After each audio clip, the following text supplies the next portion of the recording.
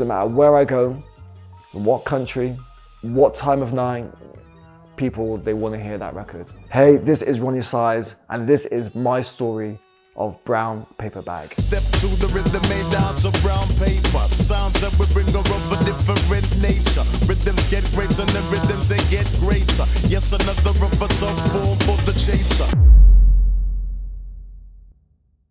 So the first thing that got me into making music was my immediate family.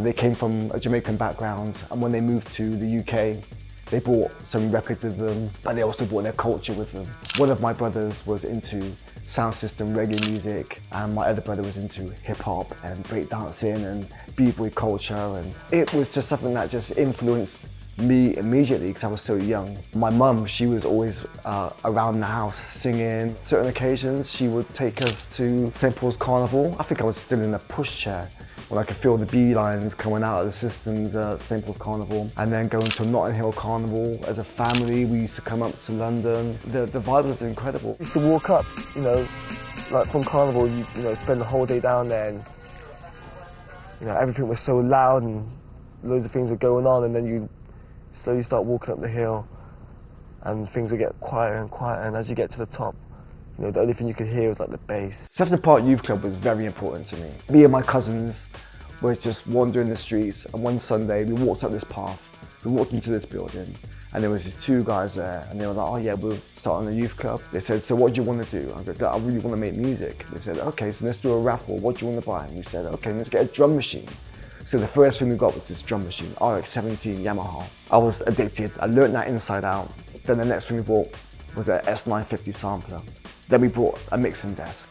And then they employed someone to come and teach us. But it enabled me to be able to learn my craft without having to worry about the money side of it. You know, the hub and heart of everything was definitely being involved in Sefton Park Basement.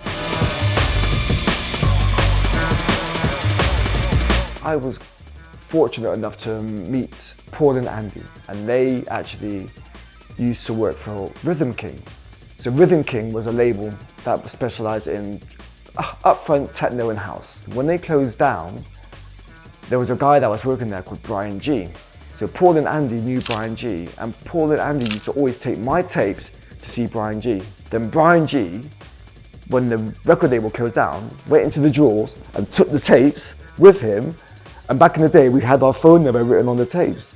So one day I get a phone call. It's Brian G saying, I've got your tapes from Paul and Andy. Next you know, Brian comes to Bristol, meets all the crew, meets all the boys, and that's the beginning of V Recordings. Then we decided, myself and Crush, to start Full Cycle, because we had so much music to put out that we just wanted to make sure that everything had its right home. Then one person picked up one of my records. It was a record that came out on V Recordings. It was called It's a Jazz Thing. And Giles Peterson played it, but he played it at the wrong speed. It kind of made a bit of an impact, because at that time it was like 150. I think he must have played it a little bit faster, so the place went crazy. But eventually, you know, people got used to the sound.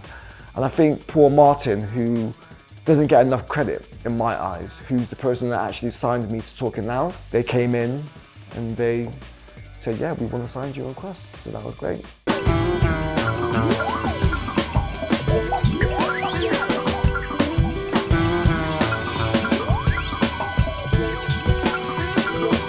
It was at a time when I was in the studio and I was really on fire. Using my new Mac, using my big Tannoy speakers, I was on a Mackie desk, I had like my ADAT, Alesis ADAT machines, I had all my samplers, my Planet Fat, you know, I had all this equipment, you know, and I just knew how to use it. I was on fire. It was like it was one of the beginnings of going into that double bass sound. I kind of like experimented with it a little bit already, but getting Cy John into the studio, we was in the studio, and I'll be there going, oh, Cy John, can you do this? And he'd like do his like, I'm like, can you do that? So eventually I got all these samples from Cy John, just loads of different riffs.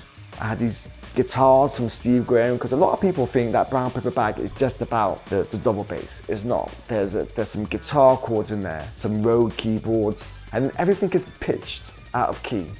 It's in the key of 0, it's in the key of none. It's Ronnie Size key. Everything's a little bit pitched, a little bit tweaked. It's always funny when I hear people trying to recreate it, because they can never actually quite pull it off but I know the reason why. And there's one little secret which I'm never going to give away. But layering out all the sounds over the keyboard, my 760, and just going through, and I remember like playing it across the keyboard. I can't remember actually making the record because I think I must have made around 6 or 7 records with a double bass at that time. But the one that stood out, it was the People's Champion. That was the one that the people decided that's the one we like. And I'm not going to forget the single most important part of the record is, for me, having Dynamite come on in and putting the cream on top. We all bounced into the studio, we were like nice, everyone's just like lined up. The SSL's lined up, the boards lined up, everyone's good, waiting. Dynamite's in the booth. Next thing you know, Step to the rhythm made out of brown paper. Sounds that we bring are of a different nature. Rhythms get greater and the rhythms they get greater. Yes, another of a tough form for the chaser. New configuration, new rip and new structure. Belts on the frame that'll hold and won't puncture. Tight, we wrap it up, it's wrapped tightly. I think back in the day, we just used to just draw for names. And I think we was going through our American phase as well. There was this thing when you go to America, people, they stash their drinks in their brown paper bags. You know, when we used to buy weed on the front line down in Bristol, we used to wrap it in a little brown paper twist. You know, it sticks and, you know, we step to the rhythm made out of brown paper, don't we? So.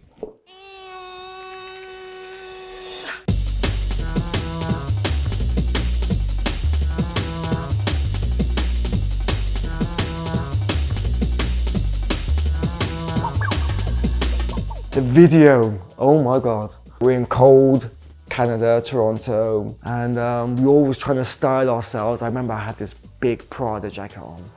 It was like 14 times too big for me. But I was like, I've just paid like $2 for this jacket. I'm wearing it, I don't give a damn. And we're just walking around Toronto and they're saying, yeah, just drag him out of the picture. I'm like, what do you mean? There is no picture, just drag him. When we first got the treatment back and we saw the video going backwards and forwards, we didn't know whether it was good or if it was bad.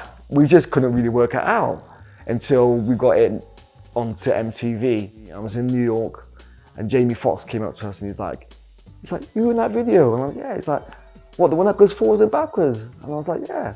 He goes, yeah, that's a great video. And I was like, well, if you said it was great, it's got to be great. Like people now, even today, are saying, how on earth did you do that? It's taken me like a few years to realize it, but I think it's genius. Step to the rhythm made out of brown paper. Sounds that we bring are of a different nature. Rhythms get greater and the rhythms they get greater. Yes, another of a tough form for the chaser. We just come from Montreux Jazz Festival. We was like, oh yeah, you just be nominated for a Mercury. We're like, don't know what it is. We're then summoned to the Grosvenor House Hotel to go and perform at the Mercury Music Prize. We do our show, you know what I mean? Love doing our show. We just sitting there and not really paying that much attention. To be fair, I was looking across at Chemical Brothers because I think that they were getting ready to get up and collect the award. And then I think our name gets read out. This is probably the most radical winner in the history of the prize. Drum and bass is still very much an underground movement in Britain, but tonight it really goes overground as New Forms wins Album of the Year. You know, people said we were crazy, but we just believed in what we was doing. You know, Die, Sub, Dynamite, you know, Crust.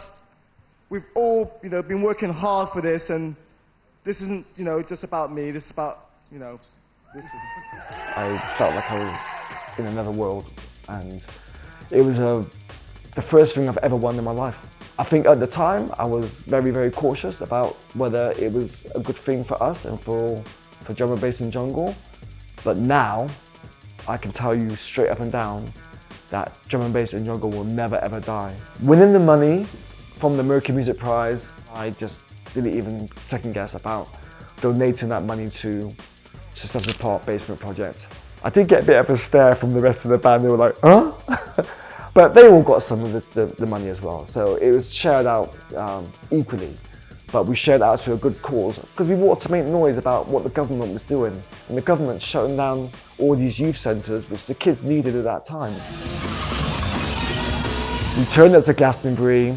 It's the first year of the dance tent.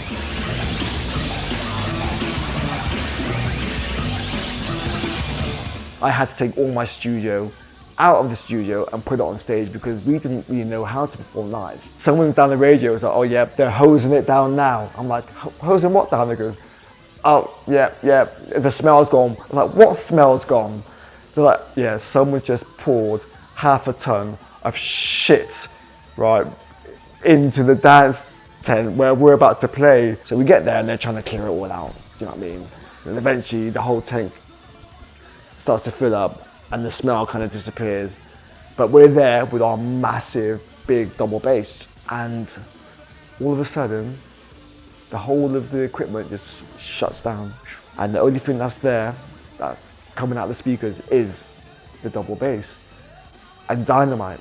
So we're like, just keep rapping, Dynamite, keep rapping, just keep going, just keep, and Sidejohn, just keep playing. That's the only two things until we boot up the rest of the computers. And it's like 10, 15 minutes, and they're doing their thing, and then out of nowhere, on cue, bang, straight back in, right on beat on Brown Paper Bag, and it was something which was, I don't know, the gods were looking out for us.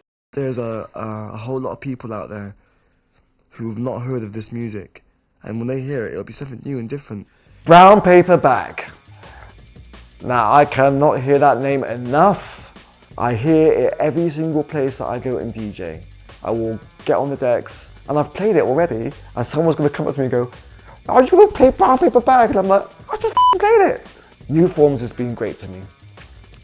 You know, it's put me into a place where I never knew that I could survive or I could be. Every person that helped put that record together and tour that record and to help be a part of that journey, you know what I mean? I can only say thank you. But Brown Paper Bag is the one where it doesn't matter where I go, in what country, people, they want to hear that record.